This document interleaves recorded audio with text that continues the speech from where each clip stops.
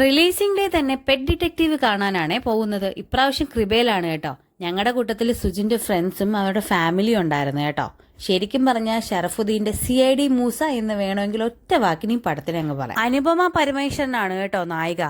കൂട്ടത്തിലെ വിജയരാഘവൻ, രഞ്ജി പണിക്കർ, വിനയ് ഫോർട്ട്, വിനായകൻ, ഗസ്റ്റ് റോളില് സണ്ണി വെയിനും മേജർ രവിയും വരുന്നുണ്ടേ.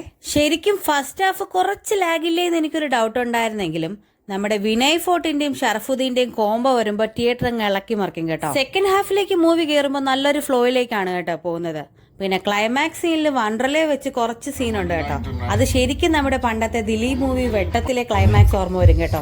ത്രൂ ഔട്ട് അങ്ങനെ ചിരിച്ചുകൊണ്ടിരിക്കും. എന്തായിരുന്നാലും കുട്ടികൾക്ക് കുട്ടിത്വം സൂക്ഷിക്കുന്ന മുതിർന്നവർക്ക് ഈ സിനിമ എന്തായിരുന്നാലും ഇഷ്ടപ്പെടും കേട്ടോ. ഇപ്പൊ ഒറ്റ വാക്കിൽ പറഞ്ഞാൽ 2 മണിക്കൂർ വലിയ മസിൽ പിടുത്തമൊന്നും ഇല്ലാതെ ചിരിച്ചും കളിച്ചും കണ്ടു തീർക്കാൻ പറ്റിയ ഒരു comedy thriller movie. Simple. Cinema കഴിഞ്ഞെന്നും പറഞ്ഞ് എല്ലാവരും ഓടിപ്പിടിച്ച് ഓടാൻ തുടങ്ങിയപ്പോഴാണ് കേട്ടോ ഇപ്പോഴത്തെ ഫാഷനായ ടൈലന്റ് ഈ സിനിമയിലും ഉണ്ടെന്ന് അറിഞ്ഞത്.